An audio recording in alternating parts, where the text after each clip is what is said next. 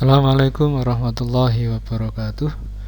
Hari ini saya akan menyampaikan tutorial atau ringkasan di tema 1, subtema 2, pembelajaran 4 dan 5. Sumber belajarnya adalah buku siswa dan buku PR.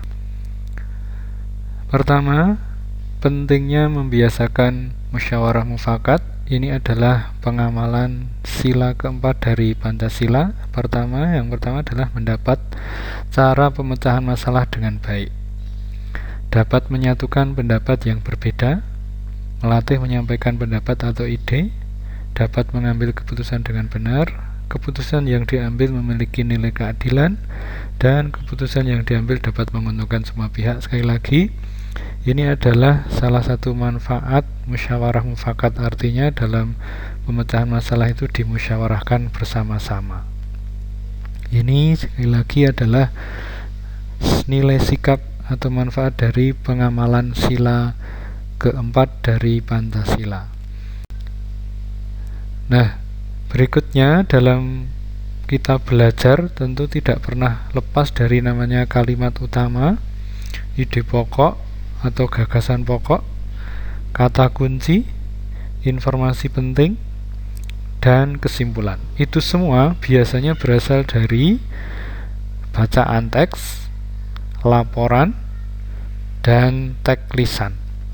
Sekali lagi, dalam kita belajar itu kita harus mengetahui mana kalimat utama, ide pokoknya apa, kata kuncinya, informasi penting, dan kesimpulannya bagaimana dari setiap bacaan teks atau laporan atau teks lisan. Berikutnya saya sampaikan tentang kegiatan ekonomi di negara-negara ASEAN, kegiatan sehari-hari warga negaranya atau mata pencaharian warga negaranya. Di Indonesia yang paling besar adalah pertanian, kemudian disusul perkebunan, nelayan, dagang, dan perindustrian. Di Filipina juga sama, pertanian, kemudian pertambangan, industri. Di Malaysia juga ada pertanian, pertambangan, dan industri. Ini yang beda. Singapura itu adalah negara industri dan jasa. Jadi sedikit sekali pertanian. Di Thailand juga pertanian yang banyak, kemudian kehutanan, tambang, industri. Di Brunei Darussalam ini kita ketemukan lagi bahwa yang banyak mata pencariannya adalah dalam bidang pertambangan, minyak bumi, dan gas alam. Sangat sedikit pertaniannya. Yang ketujuh, Vietnam juga masih sama, mata pencarian utama kegiatan ekonomi warga negaranya adalah pertanian. Myanmar juga pertanian, Laos juga pertanian. Yang terakhir, yang ke-10, Kamboja juga pertanian. Jadi di negara Asia Tenggara yang tergabung dalam ASEAN ini ada dua negara, yaitu Singapura dan Brunei, yang pertaniannya sangat sedikit, sedangkan yang lain itu hampir semuanya adalah bidang pertanian. Berikutnya saya sampaikan tentang patung sesuai dengan fungsinya. Yang pertama adalah patung religi. Ini salah satu contoh patung yang digunakan dalam ibadah. Ada sebagian agama di Indonesia itu sebagai sarana untuk ibadah.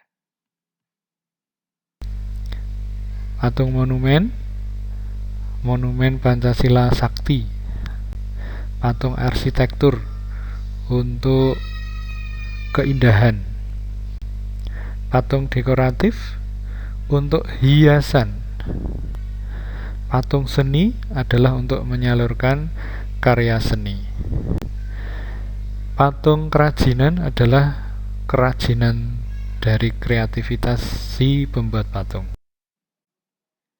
Kalau di awal tadi saya sampaikan tentang sila yang keempat, ini melanjutkan jadi sila yang kelima, yaitu tentang makna dan contoh sikap dari sila kelima Pancasila. Bunyinya, sila kelima itu adalah keadilan sosial bagi seluruh rakyat Indonesia. dilambangkan dengan padi dan kapas.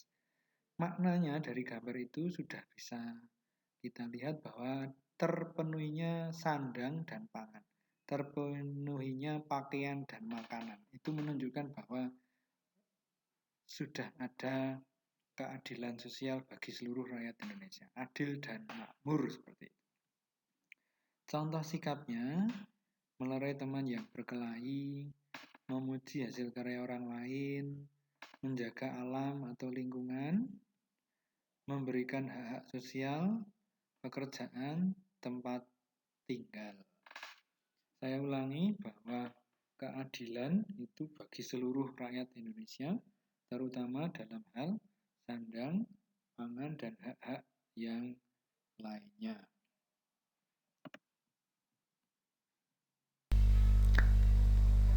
Sekian, terima kasih. Semoga bermanfaat.